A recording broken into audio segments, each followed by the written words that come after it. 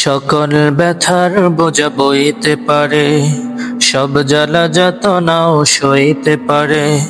বিপদ আপদ এলে প্রভুকে ডাকে, তার দয়া করুণায় ভরসা রাখে। হারায় না হোশ সেই তো মানুষ, সেই তো মানুষ।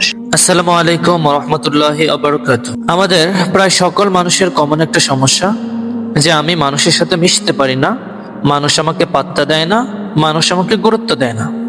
এই সমস্যাটা প্রায় অধিকাংশ মানুষের, আমারও এক সময় ছিল। ওকে, মেনে নিলাম তুমি কারোর সাথে মিশতে পারো না, কারোর সাথে কথা বলতে পারো না, কেউ তোমাকে পাত্তা দেয় না, সব সময় তুমি একা একা থাকো। আচ্ছা, একা একা বাসায় থাকো তো সব সময় কি করো?